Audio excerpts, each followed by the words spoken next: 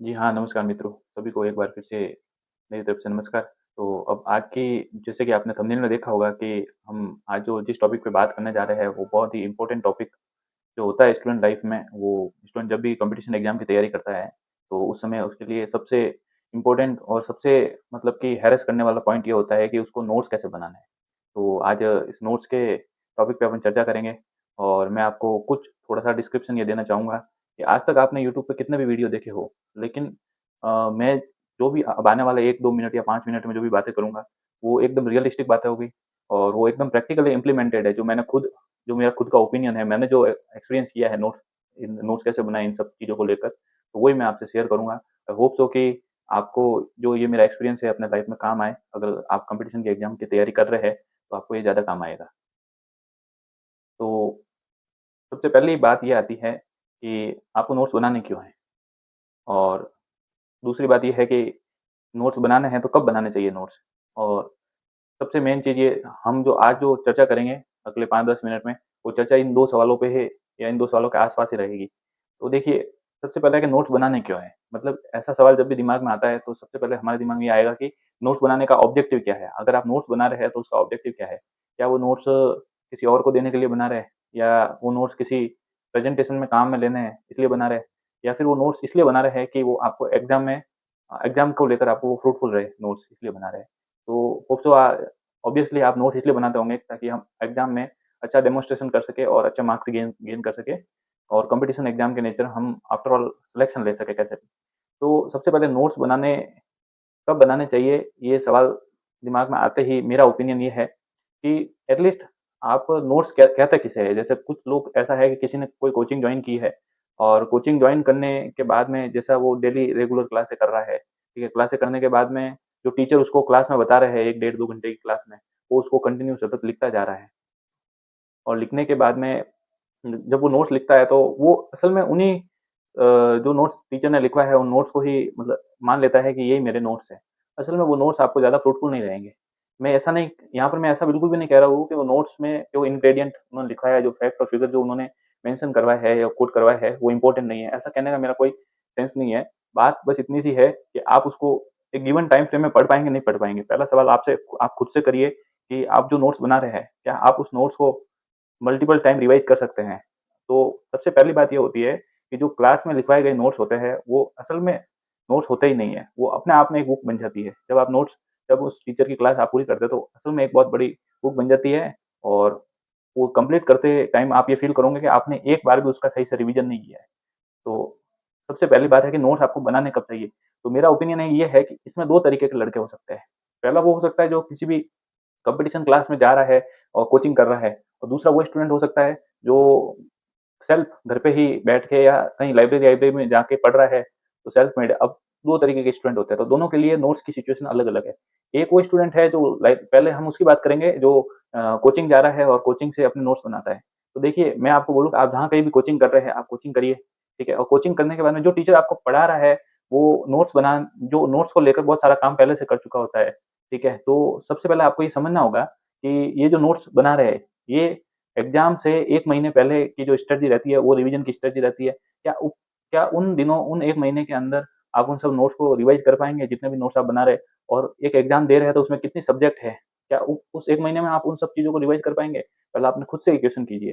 अगर आपके अंदर से अगर आता है कि हाँ, ऐसा हो सकता है, तो गो फॉर दैट गो और उसकी देखिए, आपको स्क्रीन पे एक नोट्स का एक पेज दिखाई दे रहा है, ठीक है? आप इसको ध्यान से देखिए। ये मैंने अपनी तैयारी में सेल्फ मेड तैयारी में ये चीज़ बनाई थी, ठीक है? अब नोट्स असल में जैसा ये है कि नोट्स आप जैसे आपने नोट्स पढ़े और 10 पेज के आपने नोट्स पढ़े और आप फिर उसके नोट्स बना रहे हैं अलग-अलग पेन लेके, कलर से नोट्स बना रहे हैं और फिर पता चल रहा है कि 10 पेज के नोट्स तो 10 पेज की तो कंटेंट था और आपने लिख दिया 30 पेज में वो कंटेंट। तो ऐसा जो नोट्स बनाने का है सिनेरियो वो फ्रूटफुल नहीं है। मेरे हिसाब से आपको नोट्स बनाने का सीधा-सीधा सेंस या सीधा-सीधा ऑब्जेक्टिव मेरे अकॉर्डिंग जो होता है वो ये हो सकता है कि एक पूरी बुक जो मैंने पढ़ी है, ठीक है? और उसमें जितना भी इम्पोर्टेंट या एसेंशियल इंग्रीडिएंट है, उस वो मेरे नोट्स में आ जाना चाहिए और उस नोट्स की मतलब कि कोऑर्डिनेशन ऐसी होनी चाहिए कि आपको एक पेज को समझने के लिए 1 से 2 से या 3 मैक्सिमम मैं मान लूँ कि 3 वर्ड से ज़्यादा उस पेज से निकालना नहीं चाहिए। 3 मतलब 3 वर्ड्स ऐसे हो, जिससे आपको पता चल जाए कि इस पेज पे क्या कंटेंट लिखा हुआ है, ठीक है? तो आप वो 3 वर्ड्स निकालिए। 3 वर्ड्स निकालने के बाद में समझिए उस चीज़ को। अगली बात आती है कि नोट्स बनाने कब चाहिए? तो देखिए मैंने आपको समझाया कि नोट्स मतलब बनाने क्यों चाहिए, ये ओवरव्यू समझाया। अब मैं आपको बनाकर नोट्स मतलब कब बनाना चाहिए? सेकंड क्वेश्चन ये दिमाग में आपके जब भी आता है, तो इसका सीधा-सीधा सेंस ये है कि जब तक आपने अपने सिलेबस को 2 से 3 बार पढ़ा नहीं है। देखिए आप अगर कोचिंग कर रहे हैं, तो कोचिंग करते टाइम पे जो टीचर्स ने लिखवाया है नोट्स उसको पढ़िए, अलग से कोई नोट्स मत बनाइए, ठीक है? और जो आप पढ़ रहे हैं, उसको जो भी आप लिख रहे हैं टीचर का वो रफ कॉपी में लिखिए ताकि क्योंकि देखिए उसमें बहुत ज़्यादा पेज आपको लगेंगे, ठीक है? और फिर जब आप उसको रिवाइज़ करने बैठे, तो वो जो रफ कॉपी है वो बार-बार रिवीजन होने के बाद में अगर मैक्सिमम टाइम रिवीजन हो जाएगी या आप सेल्फ तैयारी कर रहे हो किसी बुक को मैक्सिमम टाइम रिवीजन करते हैं और साथ में पीवाईक्यू भी देखते रहते हैं, तो आपको एक अंदाजा आ जाएगा, मोटा-मोटा आइडिया मिल जाएगा कि भाई जो पीवाईक्यू है वो कहाँ-कहाँ से आ रहे हैं वगैरह सब अंदाजा मिल जाएगा और कम से कम 2 से 3 रीडिंग हो जाए, उसके बाद में आपको ये मोटा-मोटा ओवरव्यू समझ में आ जाए, उसके बाद में आपको नोट्स बनाने चाहिए। इससे होगा ये कि आपको बहुत कम कंटेंट यानी कि जो शॉर्ट नोट्स आप बना रहे हैं उसमें एक तो जो भी एसेंशियल इंग्रीडिएंट होगा वो उसके अंदर आ जाएगा, जो भी इम्पोर्टेंट फैक्ट्स एंड फिगर हो जाएँगे वो उसके अंदर आ जाएँगे, ठीक है? तो इससे ये रहेगा कि आपको वो एक छोटी-सी कॉपी पढ़ने में एक साइकोलॉजिकल होता है कि एक छोटी कॉपी है तो उसको कम पेज है तो पढ़ने में जल्दी-जल्दी पढ़ा भी चला जाएगा और उसमें इतने सारे कीवर्ड्स होंगे जिससे कि कम कीवर्ड्स में सारा सिलेबस वो जो हो उससे आप गो थ्रू हो जाएँगे। तो बेसिकली ये है कि नोट्स बनाने कब चाहिए? तो इसका आंसर यही है कि आपको कम से कम 2 से 3 रीडिंग हो जाए, रिवीजन हो जाए, उसके बाद में आपको नोट्स बनाना चाहिए। अब इसमें मैं एक पॉइंट ये बताना चाहूँगा कि जब भी आप शॉर्ट नोट्स या जो भी नोट्स कहते हैं वो बनाएँ, तो वो नोट्स तभी फ्रूटफुल होंगे कि आपको बनाने के बाद भी उसको कम से कम 4 से 5 बार रिवीजन करना है। अगर आपने रिवीजन नहीं किया, तो एक समय बाद ये तो विश्वास करिएगा कि ऐसा होगा कि आप नोट्स पढ़ेंगे और आपको समझ में आएगा कि ये मैंने लिखा था और मेरे को ही नहीं समझ में आ रहा है कि मैंने क्या लिख दिया है, ठीक है? तो आपको ये चीज़ समझनी है और आगे ये भी है कि और लास्ट अब ये है कि नोट्स आपको बनाते टाइम पे क्या-क्या चीज़ें नोट्स बनाते टाइम पे आपको ध्यान रखनी चाहिए। तो देखिए पहला ये है कि जब आप नोट्स बनाएँ, ठीक है? तो नोट्स बनाते टाइम आपको ज़्यादा से ज़्यादा फ्लो चार्ट्स हो गए, ज़्यादा से ज़्यादा कीवर्ड्स हो गए, ज़्यादा से ज़्यादा इन्फोग्राफिक्स हो गए, ठीक है? ये सब जो चीज़ें होती हैं इन सब का आपको यूज़ लेना चाहिए। मान लीजिए अगर आपको नोट्स किसी भी डिस्क्रिप्टिव एग्ज़ाम के नेचर में बनाने हैं यानी कि उसमें राइटिंग आपको करनी है, तो वहाँ नोट्स की इम्पोर्टेंस बढ़ जाती है। लेकिन अगर आपको किसी फैक्चुअल एग्ज़ाम यानी कि ऑब्जेक्टिव एग्जाम के लिए आपको जाना है, तो मेरा ये मानना है कि आप कम से कम नोट्स पे रिलाई करिए। आप जो कोचिंग के नोट्स पढ़ रहे हैं या किसी स्टैंडर्ड बुक को पढ़ रहे हैं, तो आप ऐसा करिए कि मार्केट में बहुत सारे स्टिकी नोट्स वगैरह इस टाइप के कुछ मिलते रहते हैं। आप वो लाइए और आप जो भी पेज पढ़ रहे हैं, उस पेज पे छोटा-सा एक स्टिकी नोट्स चिपका के उस पेज का संक्षिप्त में 2, 3, 4 कीवर्ड्स में आप वो चीज़ लिख दीजिए, ताकि आपको समझ में आ जाएगी, ठीक है? और आपको नोट्स बनाते टाइम पे ज़्यादा से ज़्यादा इन्फोग्राफिक्स और ज़्यादा से ज़्यादा मतलब कि फ्री मेथड वगैरह बहुत सारे मेथड होते हैं, वो आपको नेट से देख लेने हैं और उन सब का यूज़ करना है। मैं आपको देखिए यहाँ पे एक मेरे खुद के नोट्स आपको यहाँ मैं बता रहा हूँ, तो आप इसको देखिए। देखिए मैं जब भी नोट्स बनाता हूँ, तो मेरा ये जब मैं बुक मान लीजिए मैं अगर सेल्फ तैयारी कर रहा हूँ, बुक खरीदने जाता हूँ, तो मेरा खुद से सवाल ये है क्या मैं इस बुक को 1 से 2 बार पढ़ पाऊँगा? ठीक है।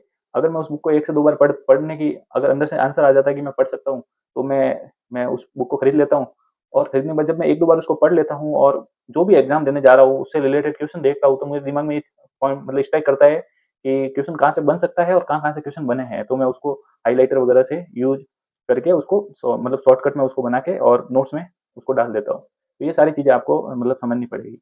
और एक चीज़ आपको ये ध्यान रखनी है कि जो शॉर्ट नोट्स बनाए जाते हैं, उसको टाइम टू टाइम अपडेट करना एक महत्वपूर्ण पॉइंट है कि आप देखिए कोई एग्जाम हुआ, किसी एग्जाम के आप देखिए आप जो एग्जाम की तैयारी कर रहे हो, जो बोर्ड आपका एग्जाम करवा रहा है, उसके जो भी पेपर है और जो सिलेबस मैच कर रहा है, वहाँ जितने पेपर होते हैं वो उठाइए और उससे रिलेटेड कोई नया फैक्ट आ जाता है पेपर में, तो वो आप अपने शॉर्ट नोट्स में जैसे मान लें ब्लू ब्लू पेन से आपने नोट्स बनाए हैं, तो आप वो रेड पेन से वहाँ कहीं लिख दीजिए, ताकि जब भी आप रिवीजन करेंगे तो आपके दिमाग में स्ट्राइक करेगा कि ये जो क्वेश्चन है ये इन दिनों परीक्षा में आया है, ठीक है? तो ये जो उस टाइप के जो शॉर्ट नोट्स बनेंगे आपकी एग्जाम में बहुत हेल्प करेंगे। और उसके बाद में एक चीज़ ये है कि आपको ये जो हाइलाइटर वगैरह जो यूज़ करता है ये आपको शॉर्ट नोट्स में यूज़ नहीं करनी चाहिए। ये शॉर्ट नोट्स में यूज़ करने की चीज़ भी नहीं है। आपको ये सारी चीज़ें समझनी चाहिए। तो बेसिकली आज मैंने आपको जो 3 क्वेश्चन थे, उन तीनों क्वेश्चन के बारे में समझाने की कोशिश की कि नोट्स कैसे बनाने चाहिए, नोट्स कब बनाने चाहिए, ठीक है? और नोट्स बनाने क्यों हैं? तो इनका संक्षिप्तीकरण में मैं आपको ये नोट्स क्यों बताया कि नोट्स में जैसे आप इन्फोग्राफिक्स, फ्लो चार्ट्स वगैरह कुछ कीवर्ड्स टाइप में लगाए और उसको ज़्यादा से ज़्यादा कम रखने की कोशिश करें और नोट्स को अपडेट कैसे करना है टाइम टू टाइम, वो भी मैंने आपको बताया। दूसरा पॉइंट ये है कि नोट्स कब बनाने चाहिए, तो मैंने आपको बताया कि कम से कम अगर आपने सिलेबस को 2 से 3 बार रिवाइज़ कर चुके हैं आप और आपको पीवाईक्यू की अच्छी खासी पकड़ है, तो उसके बाद में आपको नोट्स बनाने के लिए जाना चाहिए, ठीक है? और नोट्स क्यों बनाने चाहिए? नोट्स इसलिए बनाने चाहिए कि आप उस जो भी एग्ज़ाम की प्रिपरेशन कर रहे हैं, वो उसके लिए फ्रूटफुल हो और जो भी एग्ज़ाम से 1 महीने पहले का जो टाइम होता है, क्रूशियल टाइम होता है जो भी, उस टाइम में आप उसको मैक्सिमम टाइम रिवाइज़ कर सकें, तो इसलिए नोट्स बनाने चाहिए। इसलिए नहीं बनाने चाहिए कि मैं अपने नोट्स जो है दोस्त को शेयर करूँगा तो वो देखेगा तो उसको अच्छा लगेगा, या फिर किसी कॉम्पिटिशन में जाऊँगा तो वहाँ पे नोट्स बताऊँगा तो मैं वहाँ फर्स्ट आ जाऊँगा। ये सब भावनाएँ अपने दिल में रखते हुए नोट्स नहीं बनाने चाहिए। तो अच्छा, अगर मैं आपको ये कंटेंट पसंद आया कि नोट्स कैसे बनाने चाहिए, मैंने आपको अपने ओपिनियन मेरा ये ओपिनियन रखा है। आप कमेंट में बताना कि इसके अलावा और क्या हो सकता है नोट्स बनाने में, ठीक है? और मैंने ज़्यादा से ज़्यादा वही चीज़ें बताई है जो मैंने खुद इम्प्लीमेंटेड की है। मैंने दोस्तों पहले बहुत नोट्स बनाए और उनको कई बार रद्दी में दे दिया है, ठीक है? तो मैं अब जाके नोट्स बनाना सीखा हूँ, तो मैंने काफ़ी एक्सपीरियंस गेन किया है इसमें, आप यकीन मानिएगा उसके बारे में मैं आपको बता रहा हूँ। तो ये प्रैक्टिकली इम्प्लीमेंटेड फ़ॉर्मूला है जो मैंने आपको बताया है। बाकी देखिए, सब तो पढ़ ही रहे हैं, सब नोट्स बना ही रहे हैं। बाकी आपकी क्या राय है वो आप कमेंट में बताइएगा। तो अगर आपको ये वीडियो अच्छा लगा हो, तो आप ज़्यादा से ज़्यादा इसको शेयर करिए। देखिए जो कॉम्पिटिशन एग्ज़ाम की तैयारी कर रहा है, उसको ज़्यादा से ज़्यादा ये वीडियो शेयर कीजिए ताकि उनको ये फ़ायदा हो, और अगर ज़्यादा रीच मिलेगी तो उनको फ़ायदा होगा, और एकदम ग्राउंड लेवल पे चीज़ें जो सही चीज़ें चली जाएगी तो काफ़ी ज़्यादा इम्प्रूवमेंट होगा। Thank you very much.